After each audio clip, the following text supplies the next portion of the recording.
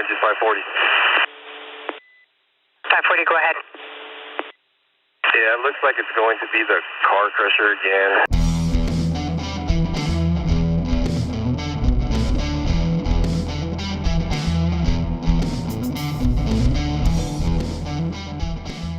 Welcome to the CAFMA Connect. I'm your host, Fire Chief Scott Freitag, and if you couldn't figure out from the opening, we are going to talk about the U-Picket fire today. So my guest is none other than EMS Chief Doug Niemynski. And we're not talking about EMS today.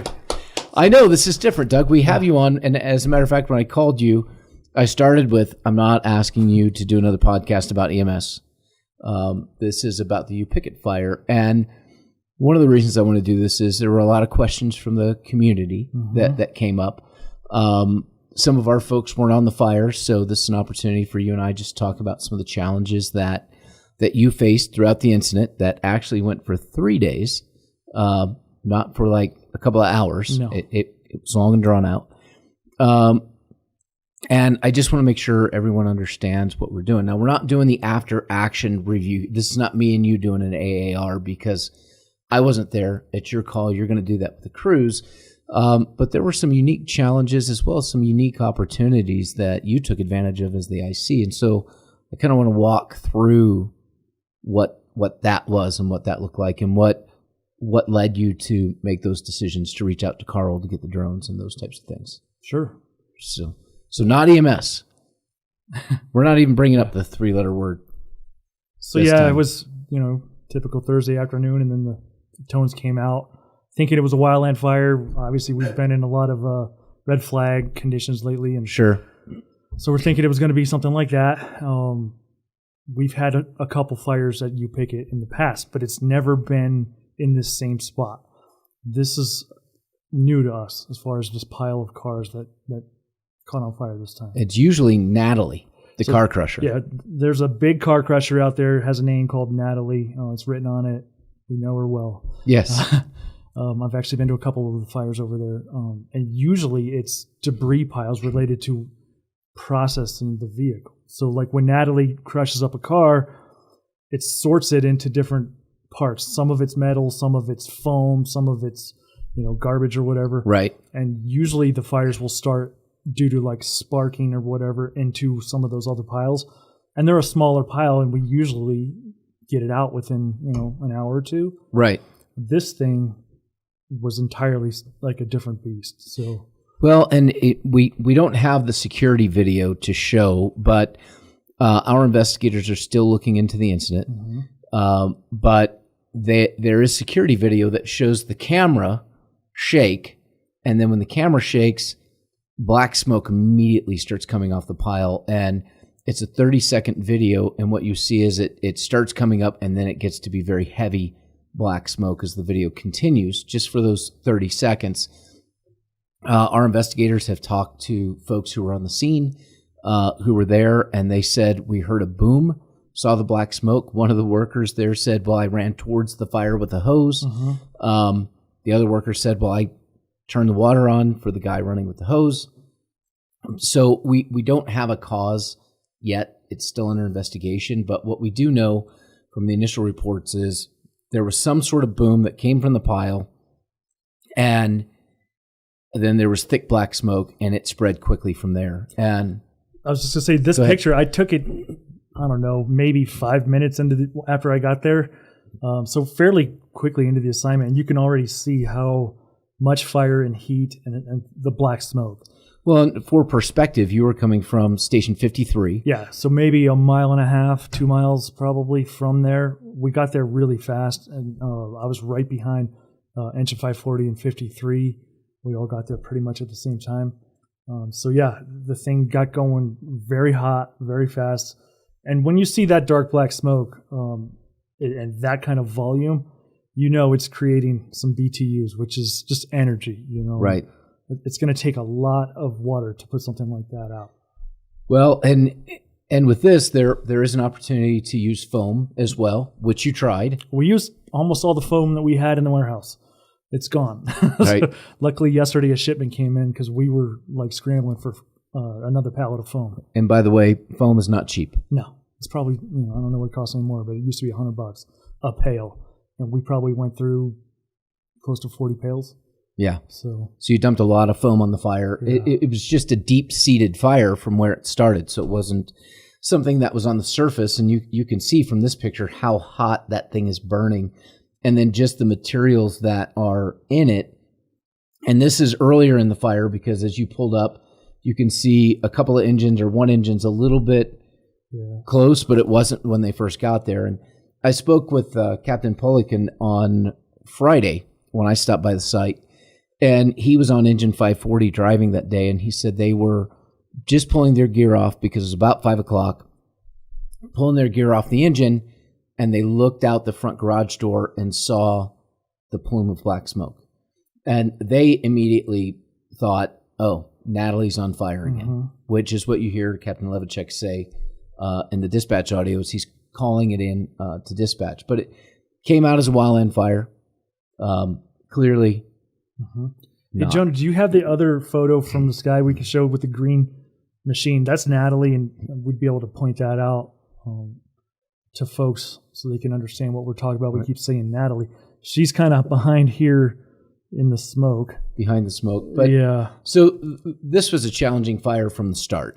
Very, yeah, because it started out, grew very quickly. We had the two engines on scene using a lot of water from the east hydrant, which is over here off Valley Road, and had the next in engines in the truck coming off the west hydrant, which is a longer hose lay. Right. Gave us an opportunity to do relay pumping, which a lot of our guys don't get to do very often. Right. Which means we have a pump that's at the hydrant, and then we had another pumper in the middle of the hose lay, and then it pumped water to our truck company, which was stationed over here, and was able to put an elevated master stream into play. And that actually cooled the fire at least as well as we could get it on the perimeter.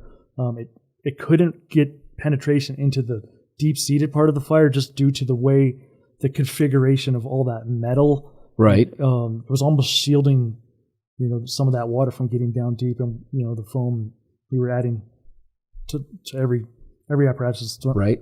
Putting foam on it. And that's something I don't think a lot of people understand, is that when you're dealing with a pile of scrap in a junkyard, that these fires that start in these piles are deep-seated, and they're in areas that water simply won't penetrate. Nope. And the first thing someone will say is, well, just get the heavy equipment in there and pull it apart, and then you can get to it. It sounds logical, doesn't it? But that pile is probably over 30 feet high, and at one point during the operation, it started wobbling, and we had to move our guys away from it just because we thought somebody's going to get crushed. Right. So, safety being our number one priority, we're not going to hurt anybody for a garbage pile.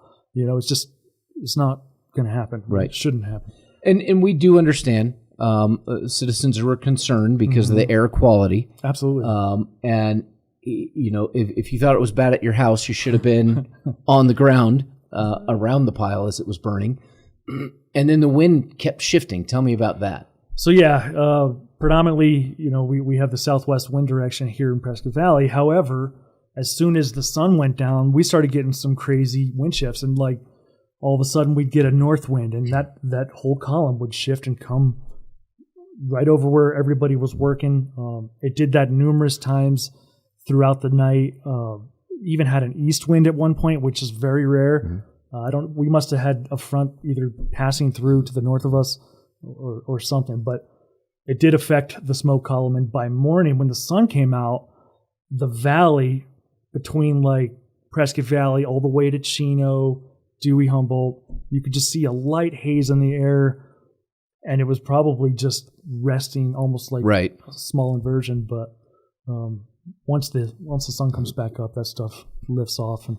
Well, one of the challenges for us is you have firefighters working on the scene, and if they're in a cold zone, so to speak, they don't have their masks on for the SCBAs because they can work safely without it. So me, I was in this zone here, so I'm on the west side.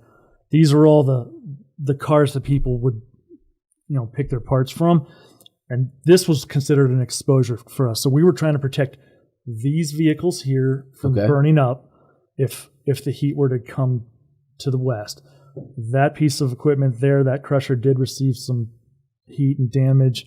Natalie's right over here. You can't really see her through the smoke, but that's Natalie right there, and that actually says Natalie on that sign. That's like multi-million-dollar piece of equipment. Right. We did not want that thing to burn. Well, and there were a couple of fuel tanks back there as well. They're right here. In fact, that's a camera right there. So those fuel tanks, we concentrated a couple of host streams. We had a 2.5 and also a portable deluge, which is a master stream. And we were trying to keep that fire away from going to the north, because if it would have burned Natalie or those fuel tanks, we would have had a real big problem real fast. Well, and the crews did a great job keeping it out. You could see it in one of the aerial shots. Actually, in this one, just to the right of the screen, that's all foam. Foam rubber and, combustible stuff. So they did keep it out of that. Our goal was really just to keep this fire in the origin, which was the pile. So it was like, guys, just keep it in the pile and let's just be safe, not get anybody hurt over this thing, and protect our exposures. And so that's what we did. So going back just for a second to the smoke and it blowing around, we know there's risk on fire scenes. Mm-hmm. We get that. We also know that firefighters are more likely to be diagnosed with some sort of cancer than the regular public. Here's one of the reasons why. Absolutely. And as much as we try to protect our people, when wind shifts erratically, because you can't work the entire incident in an SCBA in the cold zone. So our folks were exposed to some of that smoke, and to that end, everyone is filling out an exposure form so that we can track. But we're also making sure that all the reports talk about the wind shifts. We had this set up over here. This was the cold zone. Mm-hmm. We had an unexpected wind shift, and now the cold zone was the warm zone. Yeah. And so we did everything we could, or you did as the IC, and the crews did on the ground to make sure they had their SCBAs on. But those guys worked so hard. They went through so many air bottles, and we had our utility set up over here to the south, kind of near Valley Road, and went through a whole utility worth of air. Had to go get it refilled here at 53 just so we could provide more breathing air. So that was something new to me on a fire. I've never had logistics really come up where we had to fuel engines on the scene. So talk about that for a second. So our engine, we had 4 engines pumping a lot of water. We figure probably close to 3,000 gallons a minute for probably over 7 hours straight. And they started to run out of diesel fuel. And so, I get a call on the radio, hey, I've got a quarter tank of fuel. I'm like, okay, I'm working on it. And so had someone run over to Carta, and we have a fuel truck, a small tank on the back of a pickup truck. I'm not even sure how many gallons it holds. It's maybe 100 gallons. And Gordon Dibble would take that thing to the gas station, fill it up, run over here, find the engine that had the least amount of fuel, fill that up, and then run back to Circle K and do it again and again. So much that we got a fraud alert on our credit card, and they shut it off. So then we're using someone else's card. It's like, that was interesting. And then the DEF fluid that all of our newer apparatus require to run, we started running out of DEF. So then I had to call somebody from the warehouse, wake him up at 11:30 at night and say, hey, I need you to come in and hook up a trailer, get the 55-gallon drum of DEF fluid, which diesel exhaust fluid. It's like a uric acid. Okay. So he went to the warehouse, hooked that up, brought it over, and we were able to refill our engine's DEF fluid. Apparently, if you run those things out of DEF fluid, it'll put the truck into a limp mode, and it's just not going to drive back to the station very well in limp mode. No, and I think once it goes into limp mode, even when you put the DEF in it takes half an hour, 45 minutes to reset the system. So on an incident like this, you can't have the engine just run out of DEF fluid, nor can you really have it run out of fuel. I was talking to Chief Fatima on Friday morning, and he said, I can't remember who was pumping engine 54, but as John walked by, the engineer said, hey, Chief, I knew there was a low fuel light on these engines, but I've never seen it before. That's a good point. I've never seen it either. And John's message was, we're trying. Yeah. We are working. And since then, I've learned through the county sheriff that they have a 100-gallon diesel trailer. So when we have another extended event in the future, we know we can reach out through emergency management or the sheriff's office and have their trailer along with our truck And then multiple different fuel cards so we don't get the fraud alert. Well, we actually got that specific diesel fuel card upped to like unlimited for that reason. We just have to notify, hey, we're going to use it a lot, and then it's not going to be a problem anymore. Yes, so that was a lesson learned. Yeah, so you weren't stealing. Now, at one point, talk about this greenish blue flame. Yeah, this is, I think, at 4 o'clock in the morning or something like that. We look out, and you just see this bluish flame. Obviously, what's burning is everything, every car part it's involved. I'm thinking, copper creates a greenish blue flame, so could be copper tubing of some kind. Lots of different chemical reactions. We were getting, and I didn't get it on film, but we were getting a lot of magnesium and aluminum fires, Class D metal fire, which you can't use water. It was ineffective because it just basically breaks down water into hydrogen and oxygen, creates a little bit of an explosion. So every now and again, we would see just giant white sparks shoot out from the pile, and we knew, there goes an aluminum block or some wheels or something.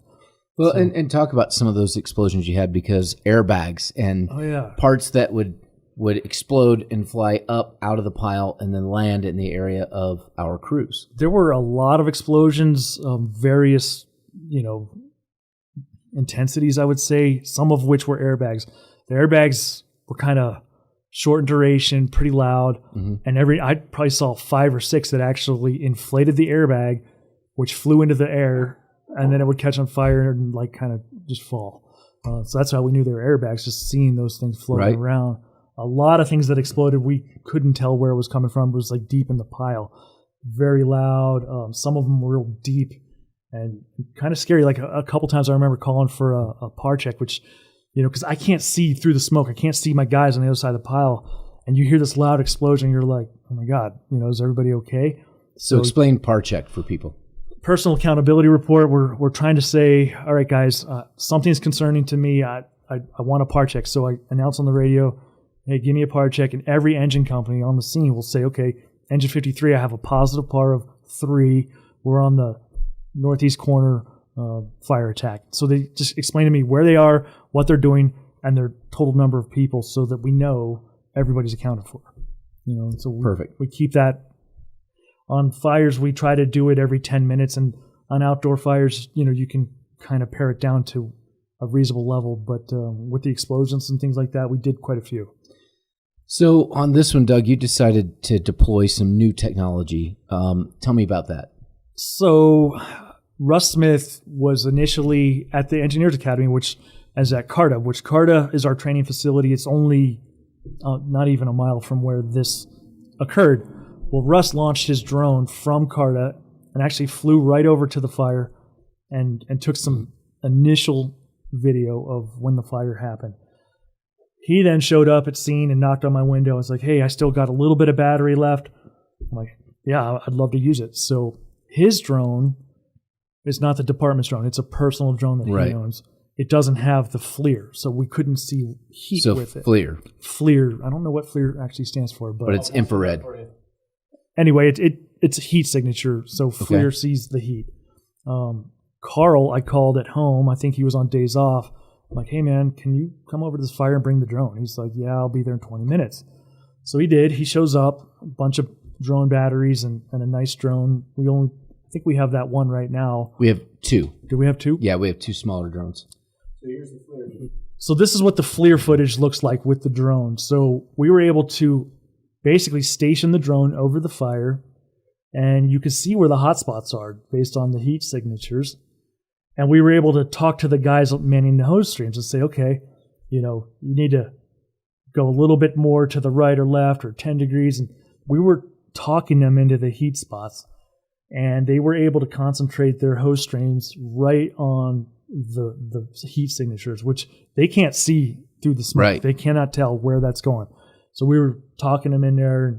It's the first time I've actually got to use the drone in any situation to fight fire. I thought it was a really valuable tool. Well, and something Chief Fedema talked about was there was concern for the fuel tanks that are down here on the left of the screen. That's them.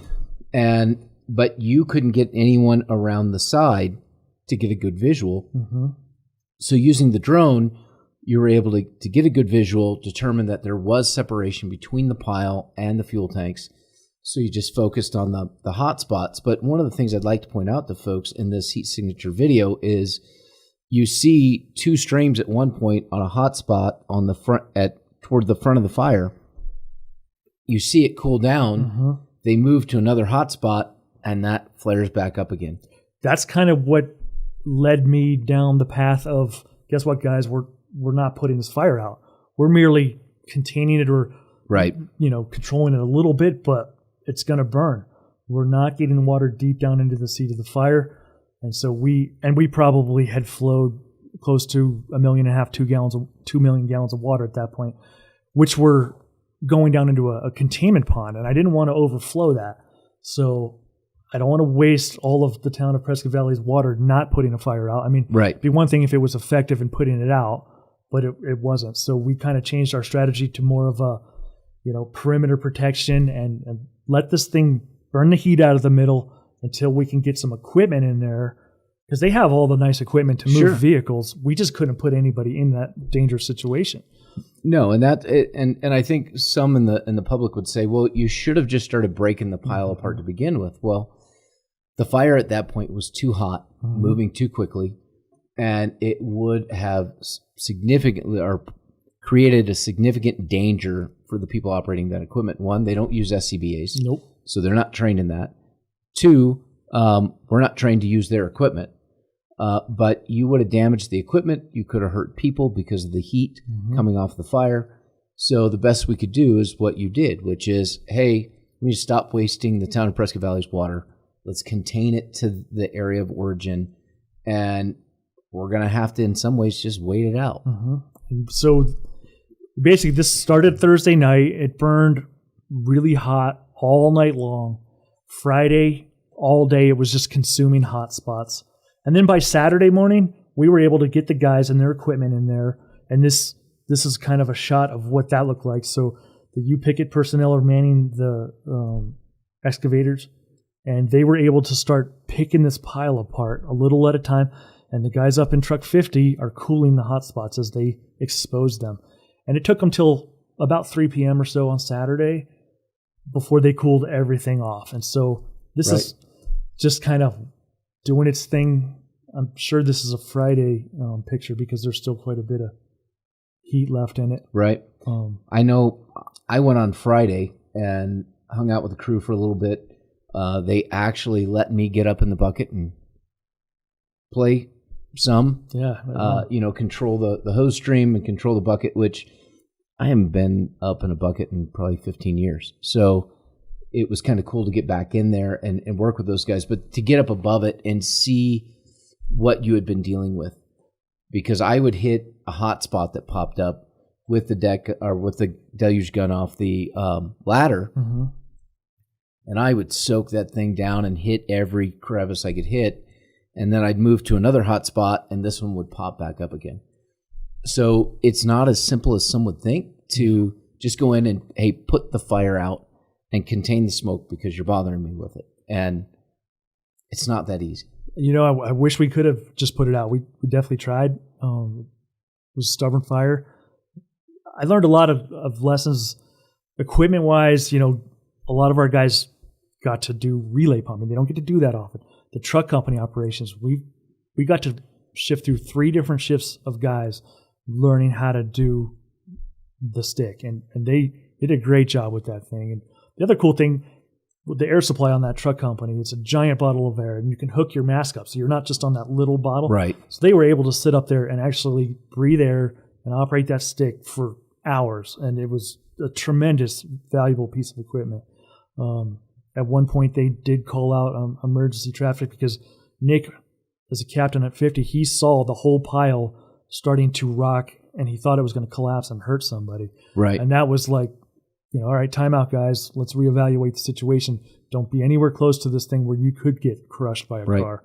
It's just not worth it. Well, and they had to move, at one point you had to move some engines back because first arriving engines placed where they should. So engine 540 was the first in engine. 540 was that one on the east gate that was closer to the pile. And when that pile the fire advanced closer to it, it got hot. And then we did have to move 540 back to the fence line, right, where it is in that other picture that we were just looking at. And from that distance, it was safe. But. Well, and we had somebody call yesterday who was concerned. For whatever reason, this individual thought that we didn't respond to the fire and that we just let it burn. And had we responded immediately and used water and foam, we could have put the fire out. Well, clearly from the video and pictures that we have and the fact that we responded from less than a mile away and it was Engine 540 who noticed the fire first, we had resources there rather quickly. We used every bit of foam that we had. And it was ineffective. Almost every bit of water the town had. Yeah, and we used over 1 million gallons of water. I don't think I could have asked you guys to do anything else with this fire. I think that from my perspective, looking at it, you did what you could do to control this and then recognized, hey, we need to start conserving the water because it's not effective. We can contain it here, let it burn until it cools. And then we can pull it apart, hit the hot spots, and we'll be more effective that way. I believe, I don't know if it was last year or the year before, down in Phoenix, there was a similar fire at a dump down there, salvage yard fire, and it went for days as well. And they had hundreds of firefighters on it. Right. So we did have constant staffing on this fire from the time it started until the time we left on Saturday, about 3 p.m. And then we kept going back after that just to check on it to make sure nothing was going to happen, like a rekindle or anything. Right. So, yeah, I mean, we took it very seriously. We did everything we could. I do have some ideas, and I'll talk to Fire Marshal Rick Chase about, future plans. Like, what can we do to help maybe stop this from happening again? Right. And so, yeah, I wrote down a lot of things, and we'll go through those together and then meet with the business and outline those plans and see if we can accommodate any of that. Well, and I think your after action is going to be important so that, and having these videos and pictures are critical to the AAR because as you're meeting with crews and talking about what happened, what did they see, you can break down, well, we made this decision for this reason, or we made this decision based on what I could see here, but I didn't see that. And so it's really going to be a good learning tool for all of us. And then talking from the safety aspect of things, Captain Fournier seeing the pile shift and calling that out, recognizing the smoke kept moving. And this is where people say a picture is worth 1,000 words. But let me just say, Doug, that sometimes those words aren't accurate because the picture captures one moment, it doesn't tell the whole story. And I'll just tell myself, there were some pictures that were posted from somebody that was there that took them. I'm not thinking a wind shift. I'm just thinking, okay, the smoke plume's going this way. And I see one picture of the ladder company up. I see someone in the bucket. They have an air tank on. The smoke is blowing away from them. I'm like, good job. Next picture, about the same time frame, I see an engine in the smoke with someone on top of it without an SCBA. Now, did I jump to a conclusion in my head? I did. And then the next morning, Friday morning, I called Chief Fedema for an update. And I said, hey, when we look at this, I wanted to talk to you about a couple pictures I saw. One was this and one was this. And so he explained to me, hey, the smoke kept shifting around. So someone who was in the cold zone suddenly enveloped in a warm zone, and they rushed to put their tank on. And then when I mentioned it to you, as I wasn't saying, hey, Doug, here's a problem, I'm like, yeah, this, John explained this to me, weird, make sure we fill out all of these exposure forms. You did say, hey, yeah, I did see somebody on top of an engine, and I called him out over the air and said, get your tank on. So all of the concerns based on those pictures were unwarranted because all of that was being considered at the time. The tricky thing is when you put those out on social media and other places, people who aren't close to the situation start jumping to conclusions and judging. I'm fortunate enough that it was our agency, so when I posed the question to the operations chief, he was able to explain it to me. So folks out there in social media land, when you're looking at the pictures and videos from this fire, understand there's more to the story than that moment that's caught. That's a good way to put it. It was a moment in time. Right. And there's some context both sides of that picture, that occur. So, yeah. So I'll just point out, I did not tell John, hey, we have a serious problem. I just said, I have a couple questions about this because I saw this. Can you explain it to me? Mm-hmm. And he did. And I'm like, hey, that makes total sense. Yeah, absolutely. I get it. Understanding that, let's make sure everyone has an exposure report, because I've heard a story, I think it was out of Phoenix. They all responded to a chemical plant or some sort of plant fire. And years later, every person that was on that fire ended up with some sort of cancer. Really? And that was before the cancer presumptive, but every one of them could tie themselves to being exposed to something on that fire. So I want to make sure that 5, 10, 15 years from now, somebody that was on that fire that was exposed to these carcinogens that are clearly in the air and that smoke, that we protect them by having that documentation in hand to say, here is the exposure, here's the report explaining why they were exposed. And then there's far fewer questions from workers' compensation at that point. I actually filled out that report for the exposure, and I put all the guys in there that I could remember seeing on the fire. And I think I even put the drone pictures with the column and whatnot, just to give some context to that for future people that maybe, they don't remember that fire. It's a long time ago or something like that. Right. So. Well, the more documentation we can have to protect our people, the better off we are, because we know bad things can happen with this type of smoke, and we want to make sure our folks are protected. But for the community out there, we did everything we could. We don't control the wind, so we don't control where the smoke goes, because we do get those phone calls. We get those phone calls when there's a fire in the forest and people are upset because the smoke is coming into the community. And I understand the frustration.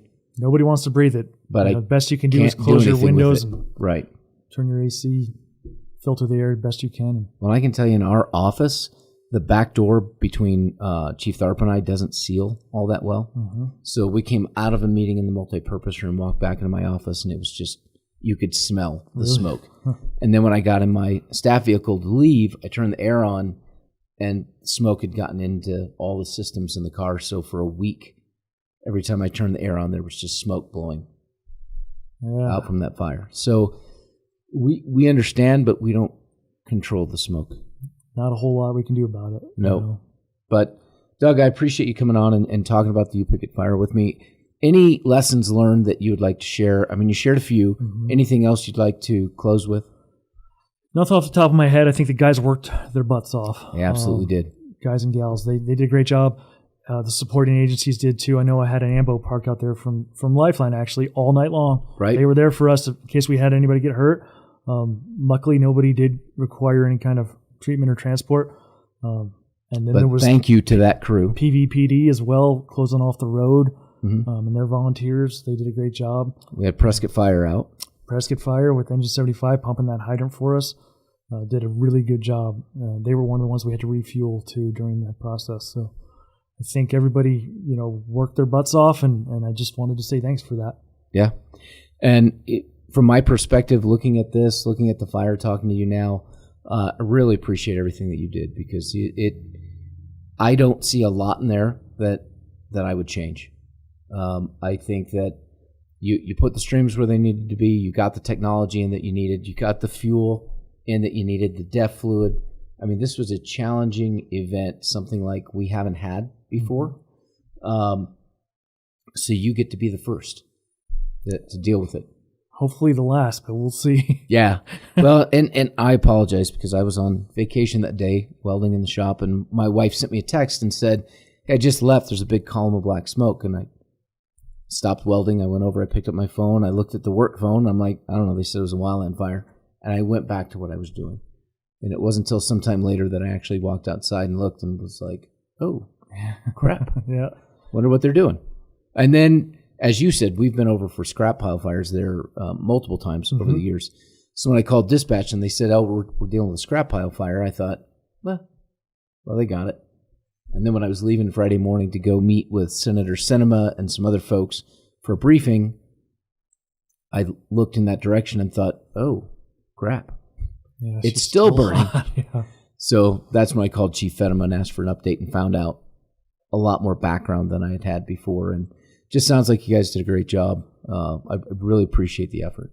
I appreciate it too. Thanks for coming out and playing with the truck and seeing what we were dealing with, and, supporting us. It's been Firefighter Pena, thank you for allowing me to run the controls on the truck. I've heard from Engineer Runo that there was something broken, and it was clearly my fault. I doubt it. I think Runo's just giving me a hard time because he's a Ford fan, and I'm always there to tow him when he needs it. Just something. Right there. We'll leave it there. Yeah. For the community, I hope this is helpful for those that watch or listen.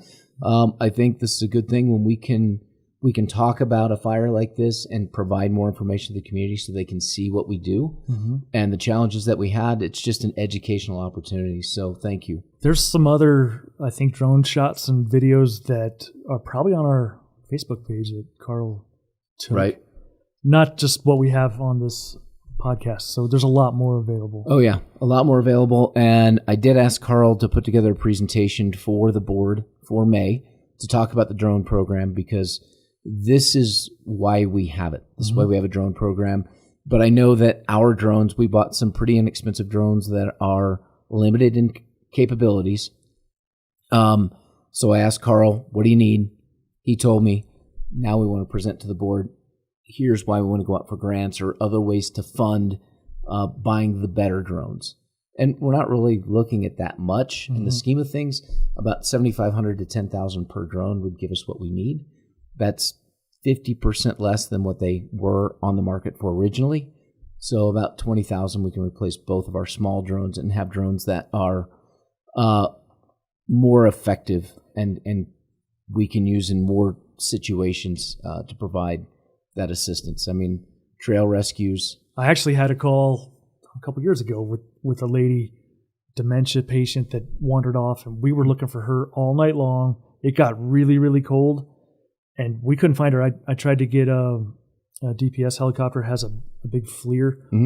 They think, I think it's out of Kingman or something, but it was unavailable. So they were like, no, sorry, can't bring it here. We'll give you the other ship. Well, it didn't have FLIR. So they flew around looking with their spotlight, which was helpful. Right. But we couldn't see heat. And so we didn't have a drone back then. Here that lady was probably within a quarter mile of where we were searching, kind of like tucked up against a building in Stone Ridge. Right. We would have seen her with a drone with the FLIR that could see the person's heat signature. But we didn't have that back then. And so I'm excited to get something that can do that. And that footage that we have from the fire, that drone, even though it can see heat, apparently it doesn't see human heat signatures because it's not dialed in that low. So well, and that's why we want to talk about if we can get $20,000 worth of funding, we can improve the drone program, have the better drones, and then we do go out quite often helping search for people. Or I know one of the first things this drone did was found a body for PVPD that they were looking for. So there's numerous ways we can use these drones: wildland fires, structure fires, scrapyard fires, search and rescue. Swiftwater, you can search downstream. Right. Yeah. So vitally important. They can be deployed quickly. I think we have a good program and a plan. We just need to upgrade some of the equipment that we have. So we'll be talking to the board about that and how we might be able to fund that in the future. All right. I'm going to just call you out. Carl, you're next. You can explain it here on the podcast. Yeah. Yeah. You know what? I was thinking of that as we looked at this. We're going to have Carl on the podcast and he can talk about the drone and drone program and what it does, and maybe that'll help. Somebody out there might see this and say, I can help you get those drones. Well, think of it too in terms of recruitment. This can be you know, if you like operating drones and stuff, that could be a career for you in the fire service. You know, it's just a new way to recruit. Yeah, no, and actually Carl is in the new recruitment video and he is flying the drone. Cool. So we're looking at innovation and technology to sell the fire service. It's sexy, Doug. Yeah, well, they're good at video games, so, you know. Yeah, we're trying to sell sexy. This is a sexy profession. All right. Doug, thank you again for coming on. Greatly appreciate it. Jonah, thank you for all the technological advancements that you've done here for us. to make this what it is, especially on this podcast. For all of you out there, don't forget to hit like and subscribe. And until next time, please understand, we don't control the direction of smoke.